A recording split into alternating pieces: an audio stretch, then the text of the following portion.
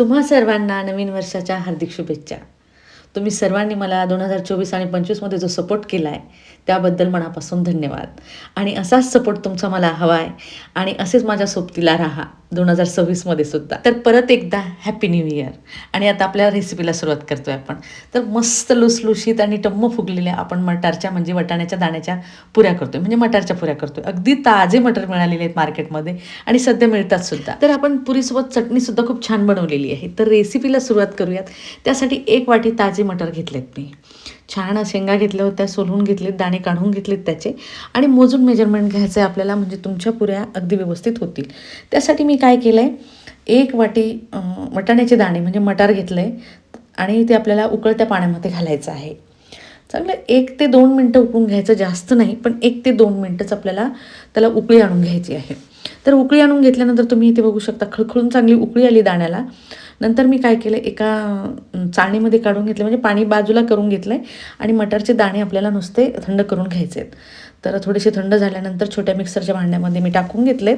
त्यामध्ये घालायचं आहे आपल्याला कोथिंबीर, चांगला भरपूर घालायचा आहे, त्याने छान टेस्ट येते. लसण पाकळ्या घातल्यात आपण 10 ते 12. अर्धा चमचा जिरं घातले त्यामध्ये आणि 7 ते 8 हिरव्या मिरच्या. थोडंसं स्पायसी असल्या ना छान लागतात त्या खायला. जास्त तिखट नाही आहेत मिरच्या, म्हणून मी थोड्या जास्त घातल्या. तिखट असतील तर थोड्या कमी घातल्या तरी चालतील. तर याचं घेतलं मी वाटण करून. वाटण करून घेतल्यानंतर याची पेस्ट चांगली तयार झालेली आहे, प्लेन पेस्ट झालेली आहे. तर एका मोठ्या बाऊलमध्ये आपल्याला ते वाटण जे केलं आहे आपण वाटाण्याचं, ते वाटण घालून घ्यायचं आहे. तर इथे पूर्ण मी आपली पेस्ट तयार झालेली एका याच्यात काढून घेतली आणि ज्या वाटीने आपण मटारचे दाणे घेतलेले होते ना, त्याच वाटीने मी 1 वाटी गच्च भरून फक्त दाबून घ्यायचं आहे. म्हणजे 1.5 वाटी घ्या तुम्ही, मेजरमेंट जर म्हणाल तर 1.5 वाटी गव्हाचं पीठ घ्यायचं आहे आणि 2 चमचे बेसन पीठ घ्यायचं आहे. त्यामध्ये अर्धा चमचा हळद घालायची, चवीनुसार मीठ घालायचे आणि 1 चमचा लाल मिरच पावडर घालायची आहे. आणि नंतर घालायचं आहे कोथिंबीर. आपल्याला कोथिंबीर घालून झाला की त्यामध्ये घालायचा आहे लिंबाचा रस. टेस्ट बॅलन्स करते आपली, जी याला टेस्ट येते ना ती छान बॅलन्स करते, म्हणून आपण त्यामध्ये लिंबाचा रस घातला आहे. आणि अर्धा चमचा तेल घालून आपल्याला पीठ अगोदर नुसतं मळून घ्यायचं आहे. जर तुम्हाला वाटलं अजून त्यामध्ये पीठ बसत असेल, 1.5 वाटी तर मी मोजून घातलेलंच आहे ऑलरेडी. 1.5 वाटी बरोबर मापाचंच आहे, त्यामुळे पाणी घालायची गरज पडणार नाही. कुठे आपल्याला पाण्याचा सुद्धा हात घ्यायची गरज पडणार नाही. वाटलं तर थोडंसं पाणी घेऊन तुम्ही पीठ मळू शकता. तर पिठाचा गोळा मळताना फक्त अगदी व्यवस्थितपणे आपल्याला तो मळून घ्यायचा आहे. तर इथे तुम्ही बघू शकता अगदी व्यवस्थितपणे मी लाल मिरची पावडर टाकली, परत एकदा थोडीशी टाकली होती, त्यामुळे काय झालं, थोडासा लालवट रंग त्याला आलेला आहे.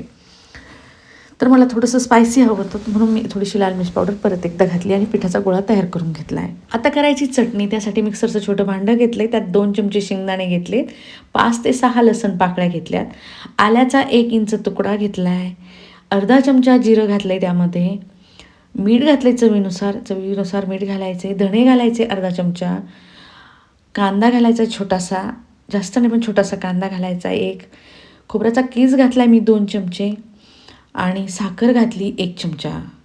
नंतर घालायच्या हिरव्या मिरच्या आपल्याला 5 ते 7 मिरच्या घालायच्या आहेत. तर स्पायसी नसल्यामुळे मी थोड्या जास्त घातल्यात. आणि चांगलं 1 वाटी दही घालायचं आहे, त्यामध्ये पाणी घालण्याची गरज नाही आहे. दही घातल्यानंतर घालायचं आहे थोडासा कोथिंबीर आणि आपल्याला चांगली चटणी वाटून घ्यायची. थोडंसं पाणी लागेल आपल्याला, कारण एकदम दह्याने पातळ होणार नाही, तर मी थोडंसं पाणी घातलं आहे. आणि नंतर आपल्याला याची पेस्ट करून घ्यायची आहे. तर इथे छान अशी चटणी आपली रेडी झालेली आहे, तुम्ही बघू शकता. आणि त्याचा फ्लेवर जो आहे ना तो खरंच खूप छान आहे, पुरीसोबत खरंच खूप मस्त लागतो, ट्राय करा तुम्ही. तर एका बाउलमध्ये आपल्याला काढून घ्यायचं, कारण तडका मारायचा आहे आपल्याला. तर पूर्ण आपण चटणी काढून घेतली. 1 चमचा तेल घातले पॅनमध्ये, त्यामध्ये घालायचा 1 चमचा मोहरी मला आवडते जास्त, म्हणून मी 1 चमचा घातलेली आहे. मोहरी तडतडली, गॅस बंद करायचा आहे. आता मी इथे गॅस बंद केला आहे आणि त्यामध्ये आपल्याला घालायचं आहे कोथिंबीर घातला की वरतून तडका मारून घ्यायचा. मस्त आपली चटणी जी आहे ना ती अप्रतिम झालेली आहे, पुऱ्यांसोबत या अगदी छान लागते. आणि तुम्ही नाही केलं ना, टोमॅटो सॉससोबत सुद्धा तुम्ही ह्या पुऱ्या खाऊ शकता किंवा नुसत्या खाऊ शकता, मस्त लागतील. पण चटणीसोबत तर विचारूच नका, खरंच खूप छान लागतील. तर ही चटणी झालेली आहे आपली रेडी. मस्त मिक्स करून घ्यायचं आहे आणि ही चटणी ठेवून द्यायची आपल्याला बाजूला, कारण आपण पुऱ्यांचं जे पीठ तयार करून घेतलं आहे ते मळून घेतलेलं आहे आणि आपल्याला करायच्या आहेत पुऱ्या. तर इथे अगदी स्मूथ असं पिठाचा गोळा आपला रेडी झाला आहे. तर ह्या पिठाच्या गोळ्याला काय करायचं आहे, छान मळून घ्यायचं आहे, म्हणजे एकदम प्लेन होईल आणि एकसारखी तुमची पुरी येईल.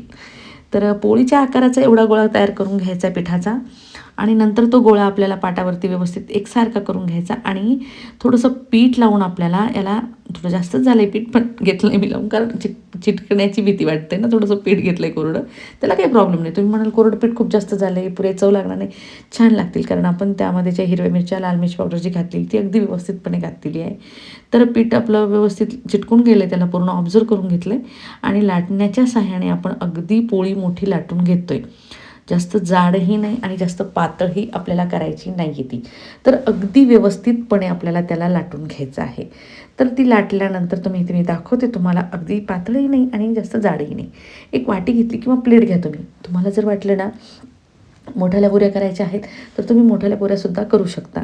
तर मी वाटीच्या आकाराने मीडियम आपल्या गोल गोल पुऱ्या करून घेते, छान दिसायलाही छान दिसतील आणि व्यवस्थितही होतील. तर जी वाटी घेतली मी आमटी पिण्याची त्या वाटीच्या आकाराने करून घेतलं आहे आणि मधलं जे आपलं मस्त मोरलेलं आहे तो पण तळून घेणार आहे कारण तो पण छान होतो, मस्त टम्म फुगतो आहे तो पण मधला भाग. तर पुऱ्या आपल्या छान लाटून झाल्यात गोल गोल आकारात. तुम्हाला ज्या आकारात हवे असतील तुम्ही त्या आकारात करू शकता. तर आपल्या पुऱ्या लाटून झाल्यात. तेल मी तापायला ठेवलेलं होतं, एकदा आपल्याला चेक करायचं आहे तेल तापलं आहे की नाही. तर ते छान आपलं तेल तापलेलं दिसतंय. पुरी आपण टाकून घेतली, मस्त वरती आलेली आहे, टम्म फुगलेली आहे. तर टाकल्या क्षणीच पुरी फुगते आपली, म्हणजे छान पुऱ्या झालेल्या आहेत. आणि पुऱ्याची जी चव आहे ना ती खरंच खूप अप्रतिम आहे. दुसरी पुरीसुद्धा आपण टाकली, तीसुद्धा छान फुगलेली आहे, तुम्ही बघू शकता. तिसरी पुरीसुद्धा आपण टाकलेली आहे, तीसुद्धा छान फुगलेली आहे. तर अशा प्रकारे आपल्या इथे पूर्ण पुऱ्या टाकल्या क्षणीच वरती येतात, तशा मस्त फुगलेल्या आहेत. त्यामुळे काही टेन्शन नाही फुगण्याचं आणि पुऱ्या होण्याचं सुद्धा. तर अगदी सोप्या जातील तुम्हाला करायला. आणि हो, तुम्हाला जर वाटलं डायरेक्ट लाटून एक एक लाटून जरी तळायची असेल तर तुम्ही तळू शकता, असं काहीही नाही. ज्या पद्धतीत तुम्हाला तळून आवडत असतील तुम्ही त्या पद्धतीत तळून करू शकता. तर इथे तुम्ही बघू शकता मस्त टाकल्या क्षणीच पुऱ्या फुगतायत आपल्या, म्हणजे छान पुऱ्या आपल्या रेडी झालेल्या आहेत. तर ह्या झाल्या आपल्या पुऱ्या रेडी आणि आपली चटणीसुद्धा रेडी झालेली आहे. टम्म फुगलेल्या पुऱ्यासुद्धा छान झाल्यात. तर एका वाटीमध्ये मस्त चटणी घ्यायची आहे. चटणीचा रंग तुम्ही बघू शकता मस्त ग्रीन आला आहे कारण मिरच्या आणि कोथिंबीर जी आपण वापरली त्यामध्ये ती खूप छान होते, मस्त लागते. कढीपत्ता असेल तर चव अजून चटणीची वाढेल. माझ्याकडे कढीपत्ता नव्हता, तुमच्याकडे असेल तर तुम्ही त्या चटणीमध्ये वाटायला किंवा फोडणीला कढीपत्ता घालू शकता. तर ह्या पुऱ्या गरमागरम नाही राहिल्यात आता कारण तळून वेळ झाला आहे मला थोडासा.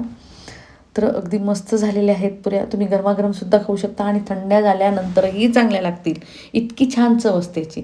तर इथे तुम्ही बघू शकता मस्त टम्म फुगलेल्या पुऱ्या आहेत आणि आतमध्ये सुद्धा मस्त लेयर पडली, म्हणजे अगदी पापुद्रे निघत आहेत त्या पुरीची.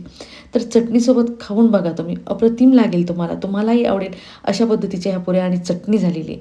चटणीसुद्धा खूप मस्त आहे, नक्कीच ट्राय करून बघा. तर अगदी सोप्या आणि मुलांनासुद्धा टिफिनमध्ये द्यायला चांगल्या आहेत, सगळ्यांनाच आवडतील, सगळेच जण आवडीने खातील अशा आपल्या मटारच्या पुऱ्या झालेल्या आहेत. तर खमंग, रुचकर आणि चवीला छानच. तर अगदी सोपी आणि झटपट होणारी रेसिपी तुम्हाला कशी वाटली हे कमेंटमध्ये मला नक्की कळवा. तुम्हाला जरी माझी रेसिपी आवडली असेल आणि तुम्ही माझ्या चॅनलवर नवीन असाल तर माझ्या चॅनलला सबस्क्राईब, लाईक, शेअर, कमेंट करायला विसरू नका. तर चला भेटूया अशा सोप्या सोप्या आणि झटपट होणाऱ्या रेसिपीसोबत. तोपर्यंत बाय.